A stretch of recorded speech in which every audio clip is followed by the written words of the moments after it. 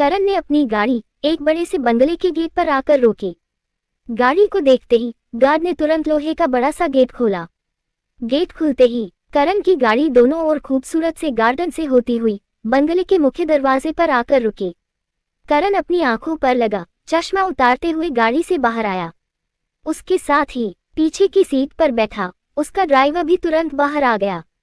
करण ने बिना उसकी ओर देखे गाड़ी की चाबी उसकी ओर फेंकी। ड्राइवर ने चाबी कैच की और जल्दी से गाड़ी में बैठा और फिर गाड़ी लेकर वहां से चला गया। करण अपने आलीशान घर के अंदर आया। उसका घर किसी बड़े महल की तरह लग रहा था। ड्राइंग रूम के बीचों बीच बड़े बड़े महंगे सोफे रखे हुए थे। पूरा ड्राइंग रूम महंगी पेंटिंग्स और एंटीक पीसों से सजा हुआ था। बड़े बड़े झूमर और व्हाइट कलर के पर्दों ने घर की खूबसूरती को और बढ़ा दिया था। घर में बहुत से नौकर यहाँ तहाँ काम में लगे हुए थे। करण बिना किसी की ओर देखे गुस्से में तेजी से अपने कमरे की ओर बढ़ने लगा। ड्राइंग रूम में बनी सीढ़ियों से होते हुए वो ऊपर अपने कमरे में पहुंचा। उसका कमरा इस बंगले का सबसे खूबसूरत कमरा था। कमरे में आते ही उसने अपनी बंद मुट्ठी खोली और 100 के नोट को घूरने लगा। उसने गुस्से में नोट को बैग पर फेंक दिया और फिर उसने अपनी शर्ट के बटन खोलने शुरू किए। उसके कानों में मधु की कई बातें गूंज रही थी। उसने गुस्से में अपनी शर्ट निकालकर फेंक दी। उसकी शर्ट उसके रूम के दरवाजे पर जाकर गिरी। तभी उसकी दादी माँ सुधा शर्ट उठाते हुए बोली, किसका गुस्सा आप इस बेजुबान शर्ट पर उतार रहे हैं बेटा? करण गुस्से में पलटकर बोला, समझती क्या है वो लड़की अपने आप को? मैंने उसकी जान बचाई और उसने मुझे। करण खुराना को तेवर दिखाए, आज अगर मैं नहीं होता तो वो भी नहीं होती। फिर भी उस लड़की ने मुझे सुनाया। आई विश कि मैं जिंदगी में दोबारा उस लड़की को कभी ना देखूं। उस घमंडी लड़की का चेहरा भी नहीं देखना चाहता मैं। इतना कहकर उसने गुस्से में अपना हाथ पास रखे टेबल पर दे मारा। सुधा ने मुस्कुराते हुए उसकी शर्ट बेड पर रखी और बोली, आज पहली बार हमने आपको किसी लड़की के बारे में बात करते देखा है बेटा। ये सुनते ही करण हैरानी से अपनी दादी की ओर देखने लगा। सुधा ने बहुत प्यार से उसके गाल को छुआ और बोली, वरना तो आप उस लड़की के बारे में भी कभी बात नहीं करते जिससे आप शादी करने जा रहे हैं और जिसे आप बचपन से जानते हैं। उनकी बातें सुनकर करण बिना उनकी ओर देखे चुपचाप टॉवल उठाकर वॉशरूम में चला गया। उसके जाते ही सुधा दुखी होकर मन ही मन बोली, हम जानते हैं बेटा कि आप ये शादी सिर्फ अपने डैड की खुशी के लिए कर रहे हैं और आप इस शादी से बिल्कुल भी खुश नहीं है, पर हम चाह कर भी आपके लिए कुछ नहीं कर सकते बेटा, क्योंकि हमें भी यही लगता है कि आपके लिए यही सही है। शायद रिद्धिमा से शादी करने के बाद आप अपने अतीत को भूल पाए और फिर से जिंदगी जीना सीख जाएं। दूसरी ओर करण ने वॉशरूम में आकर शॉवर ऑन किया और दीवार से अपने दोनों हाथ टेककर उसके नीचे खड़ा हो गया। उसने गुस्से में अपनी आंखें बंद की तो उसे मधु की आंखें नजर आने लगी और साथ ही कुछ ऐसा भी नजर आया जिसे देखकर वो कांप उठा और उसने घबराकर अपनी आंखें खोल ली। तभी बाहर से सुधा की आवाज आई, करण बेटा, हम पाटिल से कहकर डिनर लगवा रहे हैं, आप आ रहे हैं ना? आ रहा हूँ दादी, करण खुद को संभालते हुए बोला। सुधा उसके रूम से चली गई। इधर मीरा ने मधु के घर से कुछ दूर अपनी गाड़ी रोकी और बोली, आई कांट बिलीव दिस कि उस लड़के ने घूंघट में भी तेरा चेहरा अच्छी तरह देख लिया और मेरी गैरहाजिरी में इतना कुछ हो गया।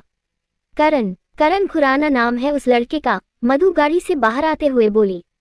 मीरा ने भी अपना सीट बेल्ट खोला और गाड़ी से बाहर आई। उसने तुरंत मधु से पूछा, मधु तुझे ये नाम कुछ सुना हुआ नहीं लग रहा? करण खुराना, मधु ने मुस्कुराते हुए जवाब दिया, ये वही करण खुराना है जिसकी पिछले हफ्ते सारे न्यूज़पेपर में फोटो आई थी और जिसे पिछले हफ्ते न्यूयॉर्क में बिजनेसमैन ऑफ द ईयर की ट्रॉफी मिली थी। ओह तेरी, तभी मैं सोचूं कि ये नाम मैंने कहीं तो सुना है। डैड ने भी बताया था इसके बारे में। मीरा इतना कहकर गाड़ी से सामान निकालने लगी। मधु ने गाड़ी से अपनी पीठ टिकाई और बोली, वैसे मंदिर में मैं भी उसे नहीं पहचानी थी, पर जैसे ही उसने मुझे अपना नाम बताया तो मुझे याद आ गया कि ये वही करण खुराना है। मीरा ने अपनी गाड़ी से सामान निकाला और मधु को देते हुए बोली, ये ले तेरे बर्थडे गिफ्ट्स, इसमें तेरी जरूरत का सारा सामान है। उसके इतना कहते ही मधु ने उसे घूरा और बोली, तुझे नहीं लगता कि ये कुछ ज्यादा हो गया है? मीरा ने मुस्कुराते हुए उसे साइड से हक किया और उसके गाल को चूमकर बोली, साल में सिर्फ एक यही दिन तो होता है जब मैं तेरे सेल्फ रिस्पेक्ट को चोट पहुंचाए बगैर तेरे लिए कुछ कर पाती हूँ, वरना पूरे साल तो तू मेरे पैसों से 10 रुपए की पानी बताशी भी नहीं खाती है। मैं साल भर तेरी बात मानती हूँ, तो क्या तू सिर्फ एक दिन मेरी बात नहीं मान सकती? और फिर मेरे बर्थडे पर जब तू मुझे गिफ्ट्स देती है तो मैं तो कोई ड्रामा नहीं करती। उसकी बातें सुनकर मधु मुस्कुराते हुए बोली, वही सालों पुराना घिसा पिटा डायलॉग, कभी तो कुछ नया बोला कर। मीरा फट से बोली, तू भी तो हर साल यही ड्रामा करती है। मधु के चेहरे पर मुस्कुराहट आ गई और उसने मीरा को गले लगा लिया। तभी उसकी आंखों में आंसू भर आए। उसने मीरा को बहुत जोर से पकड़ा और बोली, थैंक यू मीरा, तू मेरा सबसे बड़ा सहारा है और मेरा हौसला भी। अगर तू नहीं होती तो शायद मैं बहुत पहले ही टूटकर बिखर गई होती। थैंक यू मुझे अपना दोस्त बनाने के लिए। मीरा की भी आंखें भर आई और वो मधु की ओर देखकर बोली, सहारा तो तू है मेरा। अगर तू नहीं होती तो मैं सबके होते हुए भी एकदम अकेली होती। कहने को मेरे पास सब कुछ है पर फिर भी कुछ नहीं है। मेरे पास दौलत तो है पर माँ बाप का प्यार नहीं है, क्योंकि उनके पास मेरे लिए फुर्सत ही नहीं है। पैसा कमाने और एक दूसरे से आगे निकलने के चक्कर में वो अपनी एकलौती औलाद को ही भूल गए हैं। तेरी दोस्ती मेरे लिए मेरे सारे रिश्तों से बढ़कर है मधु, इसलिए प्लीज अब ये रोना बंद कर और मुझे भी मत रुला, समझी? मधु रोते रोते मुस्कुरा दी और मीरा भी। तभी मीरा ने अपनी गाड़ी से कुछ और बैग निकाले और गाड़ी लॉक करते हुए बोली, अच्छा सुन, नोट्स मिलते ही मैं रतन के हाथ तुझे भिजवा दूंगी, तू आराम से पढ़ाई कर लेना। और हाँ, तेरी सेमेस्टर फीस मैंने भर दी है, तुझे स्कॉलरशिप मिल जाए तो मुझे ब्याज सहित लौटा देना। मधु मुस्कुरा दी, अब चल मैं ये सामान तेरे घर रख देती हूँ। इतना कहकर मीरा आगे चल दी। मधु भी सारा सामान हाथों में लिए मुस्कुराते हुए उसके पीछे चलने लगी। सड़क से गली के अंदर आते ही कुछ दूर चलने पर दोनों मधु के घर पहुंची। मधु का घर बहुत छोटा सा था और उसके घर का दरवाजा भी खुला था, इसलिए दरवाजे पर नॉक करने की जरूरत नहीं पड़ी। दोनों सीधे घर के अंदर आ गई। अंदर आते ही मधु की नजर अपने पापा मोहन पर पड़ी, जो व्हील चेयर पर बैठे न्यूज़पेपर पढ़ रहे थे। मधु ने अपने हाथ में लिए हुए सारे बैग दरवाजे के पास रखी कुर्सी पर रखे और अपने पापा के पास आई। वो उनके पैरों के पास घुटनों के बल बैठी और उसने अपने पापा से पूछा, पापा आपने दवाई ली? मोहन ने मुस्कुराते हुए उसके सिर पर हाथ फेरा और बोले, जन्मदिन मुबारक हो बेटा। ये सुनकर मधु के चेहरे पर मुस्कुराहट आ गई और मीरा भी मुस्कुराने लगी। सुबह मेरे जागने से पहले ही तू अपने काम के लिए चली गई थी, इसलिए तुझे जन्मदिन की बधाई देने में थोड़ी देर हो गई बेटा। मोहन उसकी ओर देखकर बोले, कोई बात नहीं पापा, आपने मुझे विश किया, मेरे लिए यही बहुत है। मधु उनके घुटनों पर हाथ रखकर बोली। मोहन मुस्कुराने लगे और मीरा की ओर देखकर बोले, मीरा खड़ी क्यों है बेटा, आजा बैठ जा। नहीं अंकल, मुझे अब चलना चाहिए, मैं बस मधु को छोड़ने आई थी। नहीं बेटा, चाय पीकर जा। मधु, मीरा के लिए चाय तो बना ला, मोहन बोले। मधु उठकर किचन की ओर जाने ही लगी थी कि तभी मीरा ने उसकी बाह पकड़ ली और मोहन की ओर देखकर बोली, अंकल हम दोनों ने आज इतना खा लिया है कि अब मेरे तो क्या, मधु के पेट में भी एक कप चाय की जगह नहीं होगी, इसलिए आज की चाय मैं फिर किसी दिन पी लूंगी। ये सुनकर मोहन मुस्कुरा दिए। मीरा ने मधु का हाथ पकड़ा और उसे उसके कमरे की ओर ले जाते हुए बोली, चल ये सामान तेरे कमरे में रख देती हूँ। दोनों सारे बैग लिए मधु के कमरे में आई। अंदर आते ही मीरा ने मधु के रूम का दरवाजा बंद किया और सारे सामान में से एक पैकेट उठाकर उसे देते हुए बोली, इसे खोल। मधु ने उसकी ओर देखते हुए पैकेट खोला। पैकेट में एक ब्लैक कलर की खूबसूरत सी ड्रेस थी। मधु उसे एकटक देखने लगी। तभी मीरा ने ड्रेस उठाए और मधु का हाथ पकड़कर उसे आईने के सामने लेकर आई। उसने वो ड्रेस मधु पर लगाई और पूछा, कैसी लगी? ओह, तो तू गाड़ी पार्क करने नहीं, ये लेने गई थी? मधु ने आईने में खुद को देखते हुए पूछा। मीरा ने कोई जवाब नहीं दिया। मधु मुस्कुराते हुए बोली, बहुत सुंदर गाउन है, पर मैंने इसे पहनकर कहाँ जाना है? मीरा ने उसके हाथ से गाउन लिया और उसकी घड़ी बनाकर फिर से बैग में रखते हुए बोली, वक्त आने पर पता चल जाएगा मेरी जान, फिलहाल मैं चलती हूँ, बाय। इतना कहकर उसने दरवाजा खोला और भागती हुई वहां से चली गई। मधु उसे बाय भी नहीं बोल सकी, पर उसे जाते देख वो मुस्कुराने लगी। उसने उसका गिफ्ट किया हुआ गाउन अलमारी में रखा और बैग पर बैठकर बाकी चीजें देखने लगी। तभी आरती वहां आकर बोली, अगर जन्मदिन का जश्न पूरा हो गया हो तो खाना बनाने का एहसान कर दे, तेरे पापा की दवाई का टाइम हो गया है। जी, मधु हड़बड़ाते हुए बेड से उठकर बोली और चुपचाप सिर झुकाए किचन की ओर चली गई। उसके जाते ही आरती ने बेड पर रखे उसके सारे गिफ्ट देखे। वो सब देखकर उसे बहुत गुस्सा आया और वो गुस्से में किचन में आई जहां मधु खड़ी मटर छील रही थी। उसे गुस्से में देखकर मधु के हाथ रुक गए। तभी आरती ने उससे पूछा, अपनी सारी सैलरी अपने जन्मदिन की खुशी में ही खत्म कर दी या हमारे बारे में भी कुछ सोचा है? मधु सिर झुकाकर तुरंत बोली, ये सब मीरा ने गिफ्ट किया है, मैंने कुछ नहीं खरीदा माँ। आरती उसे घूरते हुए उसके पास आई और बोली, तो फिर क्या अपनी तनख्वाह बिना मांगे नहीं देगी? तनख्वाह का नाम सुनते ही मधु घबरा गई और नजरें झुकाकर जमीन पर इधर उधर देखने लगी। क्या हुआ? ये सोच रही है कि तनख्वाह से तो जन्मदिन मना लिया, तो अब सामने खड़ी औरत से क्या झूठ बोलूं, है ना? आरती ने उसे घूरते हुए गुस्से में पूछा। नहीं माँ, ऐसा नहीं है। वो मीरा मुझे लेने आ गई थी तो मैं दादी माँ से सैलरी लेना भूल गई, मधु डरते हुए बोली। आरती ने गुस्से में उसकी बाह पकड़ी तो इस घर और घर के लोगों को भी भूल जाती। रिश्ता ही क्या है हमसे तेरा? ये सुनकर मधु सिर झुकाए रोने लगी। इस दुनिया में आकर तूने सिर्फ लोगों को तकलीफ ही तो दी है, किसी को आज तक कोई खुशी तो तूने दी नहीं, तो फिर जन्मदिन किस खुशी में मनाती फिर रही है? आरती गुस्से में बोली। डर के मारे मधु की नजरें ऊपर ही नहीं उठ पाई। तभी आरती फिर से बोली, तेरी माँ ने मेरा घर उजाड़ दिया और तूने मेरे पति को व्हीलचेयर पर बैठा दिया। नफरत है मुझे तेरे चेहरे से, फिर भी हर रोज सुबह शाम मुझे तेरा चेहरा देखना पड़ता है, तेरी कमाई की रोटी खानी पड़ती है। आरती की कड़वी बातें सुनकर मधु को बहुत तकलीफ हो रही थी, पर वो कुछ बोल नहीं सकी। बाहर बैठे अपने पापा के लिए वो खुद को संभाले चुपचाप मटर छिल रही थी। आरती का गुस्सा फिर से उस पर फूटा। जब तू मुझे माँ कहती है तो मुझे ऐसा लगता है जैसे तू मुझे गाली दे रही है। तुझे अपने आप से नफरत नहीं होती, ये सोचकर कि तेरी वजह से मैं दिन रात मरती हूँ। तेरे पापा तेरी वजह से अपाहिज की जिंदगी जी रहे हैं और वो मनहूस हादसा उनके साथ तेरे जन्मदिन के दिन ही हुआ था, तो तू कैसे खुश हो सकती है आज के दिन? शायद अपनी माँ की तरह ही बेशर्म है तू, क्योंकि तेरी जगह अगर कोई लड़की होती तो अब तक या तो अपनी जान दे चुकी होती या फिर मुंह छिपाकर कहीं चली गई होती, पर तू शायद हमें तकलीफ देने के लिए ही इस दुनिया में आई है। हमें इतनी तकलीफ देने के बाद भी बेशर्मों की तरह अपनी उस रईसादी सहेली के साथ अपना जन्मदिन मनाकर घर चली आई। मधु बिना कुछ कहे जल्दी जल्दी मटर छीलने लगी।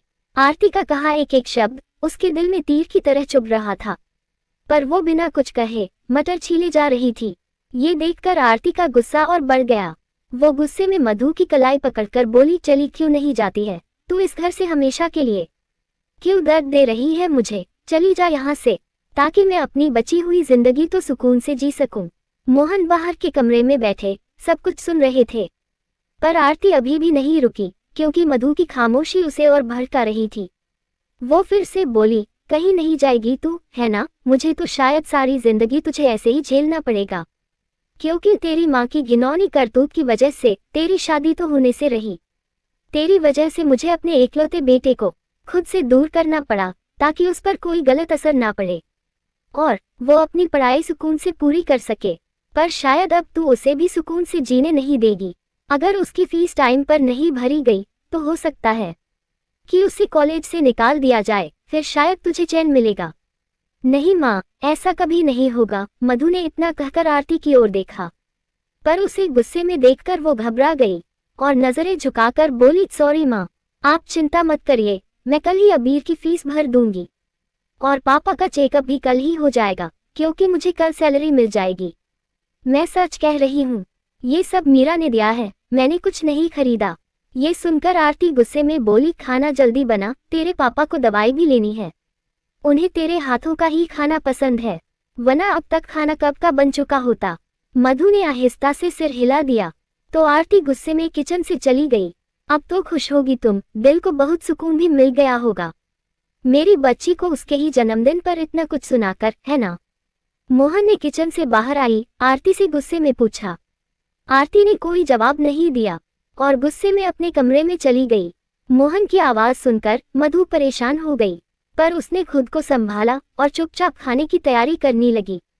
दूसरी ओर करण तेजी से सीढ़ियों से नीचे आया और डाइनिंग टेबल की ओर बढ़ा। उसने अपने लिए कुर्सी खींची और बैठते हुए बोला, पाटिल जल्दी खाना दो, मुझे बहुत भूख लगी है। जी छोटे साहब, इतना कहकर पाटिल करण और सुधा को खाना सर्व करने लगा। सुधा पाटिल की ओर देखकर बोली, तुम रहने दो, करण को खाना हम सर्व कर देंगे, तुम जाओ। पाटिल सिर हिलाकर चला गया।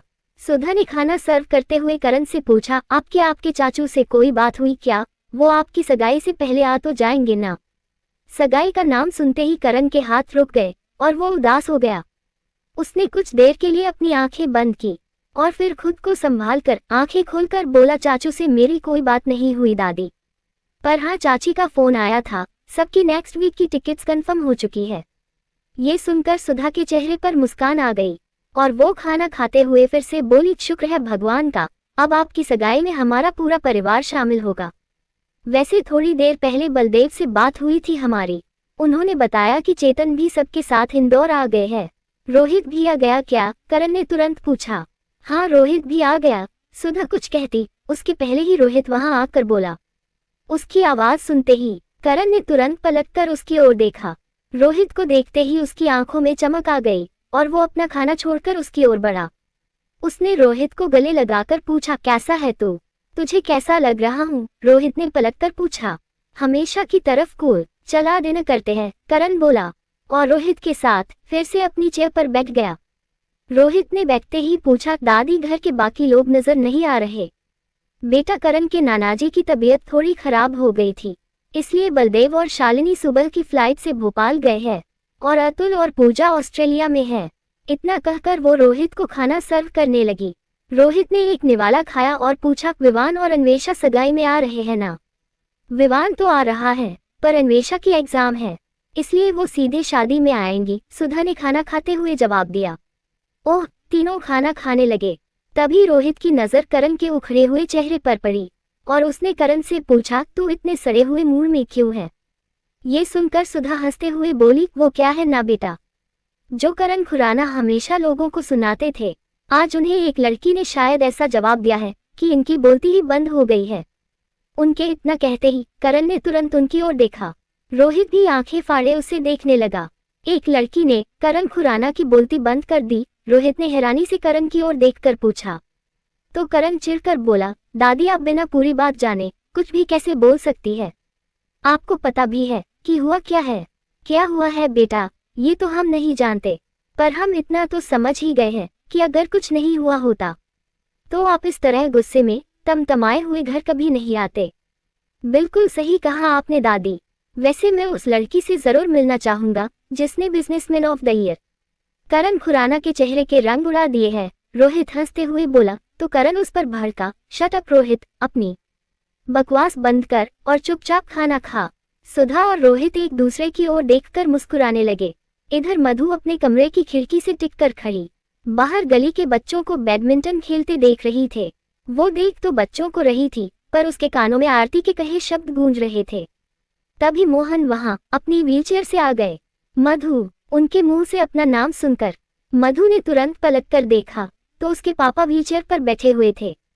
उन्हें देखते ही मधु ने अपने कदम उनकी ओर बढ़ाए और उनके पैरों के पास घुटनों के बल बैठकर बोली, अगर कोई काम था तो मुझे आवाज लगा देते पापा। मोहन ने बहुत प्यार से उसके सिर पर हाथ फेरकर पूछा, क्या मैं अपनी बेटी से बिना काम के बात नहीं कर सकता? मधु उनके इस सवाल पर मुस्कुरा दी और उसने अपना सिर अपने पापा के पैरों पर रख दिया। मोहन उसके सिर पर हाथ फेरते हुए बोले, मुझे माफ कर देना बेटा, आज मेरी वजह से तुझे ये सब सहना पड़ रहा है। अगर तेरी नानी यूं अचानक से इस दुनिया से नहीं जाती तो मैं तुझे इस घर में कभी नहीं लाता, पर उनके जाने के बाद मैं अपनी बच्ची को अकेला भी तो नहीं छोड़ सकता था। मैं ये तो जानता था कि आरती तुझे कभी नहीं अपनाएगी, पर फिर भी दिल में एक आस थी कि 8 साल की एक मासूम सी बच्ची का प्यारा सा चेहरा देखकर शायद वो तुझे अपना ले। पर उस एक्सीडेंट ने उसके दिल में तेरे लिए नफरत इतनी बढ़ा दी कि मैं तेरे लिए चाहकर भी कुछ नहीं कर सका। मुझे माफ कर देना बेटा। उनकी बातें सुनकर मधु मुस्कुराते हुए बोली, पापा प्लीज आप सॉरी मत कहिए, मुझे ना आपसे कोई शिकायत है और ना माँ से। मुझे माँ की बातों का बिल्कुल भी बुरा नहीं लगता, बस तकलीफ इस बात की होती है कि मैं उनका दर्द कम नहीं कर पा रही हूँ, और फिर आज गलती तो मुझसे ही हुई है। मेरी नौकरी के अलावा हमारे पास कोई सहारा भी तो नहीं है। इसलिए माँ को मुझसे ही तो उम्मीद होगी ना। पर आप चिंता मत करिए, कल सब ठीक हो जाएगा और माँ की नाराजगी अपने आप कम हो जाएगी। ये सुनकर मोहन की आंख भर आई। उन्होंने बहुत प्यार से उसके माथे को चूमा और बोले, आरती चाहे जो सोचे, पर मेरा दिल कहता है कि मेरी बच्ची की किस्मत में एक राजकुमार लिखा है। एक ऐसा राजकुमार जो तुझे दुनिया भर की खुशियां देगा, तेरी हर ख्वाहिश बिना तेरे कहे ही पूरी कर देगा, तुझे इतना प्यार करेगा कि तू अपनी सारी तकलीफ भूल जाएगी और फिर शायद मैं सुकून से मर सकूंगा। अगर किसी राजकुमार के आने पर आप मुझे छोड़कर जाने का सोच रहे हैं तो नहीं चाहिए मुझे ऐसा राजकुमार, मैं ऐसे ही बहुत खुश हूँ। मधु नाराज होकर बोली। तभी मोहन ने मुस्कुराते हुए अपनी जेब से कुछ रुपए निकाले और उसे देते हुए बोले, इन पैसों से अपने लिए एक अच्छा सा सूट खरीद लेना, अपने पापा की तरफ से तेरा बर्थडे गिफ्ट। मधु ने रुपये लिए और पूछा, पर पापा आपके पास इतने रुपए कहाँ से आए? मोहन ने मुस्कुराते हुए जवाब दिया, ये रुपये तेरे ही है बेटा, तू जो हर महीने मुझे खर्च करने के लिए देती है उसी में से बचाकर रखे थे। मधु के चेहरे पर बड़ी सी मुस्कुराहट आ गई। थैंक यू पापा, मैं कल ही इन पैसों से अपने लिए एक अच्छा सा सूट खरीद लूंगी। अच्छा अब ये बताइए कि आपने अपनी दवाई ली या नहीं?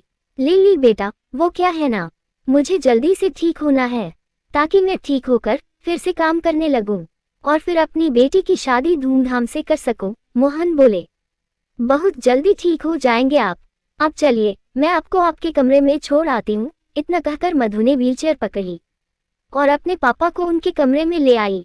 उसने अपने पापा को सहारा दिया और उन्हें बैग पर बैठाकर बोली, मैं आपके लिए दूध लेकर आती हूँ। वो कमरे से बाहर जा ही रही थी कि तभी वहां आरती दूध का ग्लास लेकर आ गई। उसे देखकर मधु ने अपनी नजरें झुका ली और चुपचाप वहां से चली गई। पर मोहन आरती को देखते ही बिना कुछ कहे सो गए। आरती ने दूध का ग्लास टेबल पर रखा और बोली, मेरा गुस्सा मुझ पर ही उतारिए, पर इसे पी लीजिए। मोहन ने अपनी आंखें नहीं खोली तो आरती गुस्से में वहां से चली गई। उसके जाते ही मोहन ने दूध का ग्लास उठाया और खुद से बोले, पीना तो पड़ेगा क्योंकि मुझे मेरी बेटी के लिए जल्दी ठीक होना है। वो चुपचाप दूध पीने लगे। इधर मधु बाहर के कमरे में बैठी बार बार घर के दरवाजे की ओर देख रही थी। कुछ देर बाद उसके घर के दरवाजे पर दस्तक हुई तो मधु उठकर दरवाजे की ओर दौड़ी और उसने दरवाजा खोल दिया। सामने मीरा का नौकर रतन खड़ा था। मधु को देखते ही वो तुरंत बोला, मधु दीदी, ये मीरा दीदी ने आपके लिए भेजे हैं। थैंक यू रतन। मधु के इतना कहते ही रतन वहां से चला गया। उसके जाते ही मधु ने घर का दरवाजा फिर से बंद किया और नोट्स देखते हुए अपने कमरे में आ गई। उसने नोट्स बेड पर रखे और जल्दी से अपनी बुक्स उठाकर पढ़ाई करने लगी। तभी आरती कमरे में आई। उसके हाथ में कॉफी मग था। उसे देखकर मधु ने फिर से अपनी नजरें झुका ली। आरती ने कॉफी मग टेबल पर रखा और बोली, जल्दी सो जाना, कहीं तेरी पढ़ाई की वजह से कल तू लेट उठी तो काम के लिए देर हो जाएगी और मैं नहीं चाहती कि तेरी नौकरी चली जाए। इतना कहकर वो गुस्से में चली गई। उसके जाते ही मधु ने कॉफी का कप उठाया और मुस्कुराते हुए बोली, थैंक यू माँ, मैं जानती हूँ कि मैं आराम से पढ़ सकूं और मुझे जल्दी नींद न आए, इसलिए आप मेरे लिए कॉफी लेकर आई थी। Thank you. लेखिका कविता वर्मा। अगर आपको मेरी लिखी कहानियाँ पसंद आ रही है और आप इस कहानी को आगे भी पढ़ना और सुनना चाहते हैं तो मेरे चैनल को लाइक करें, शेयर करें और आज ही सब्सक्राइब भी करें। Thank you for watching this video.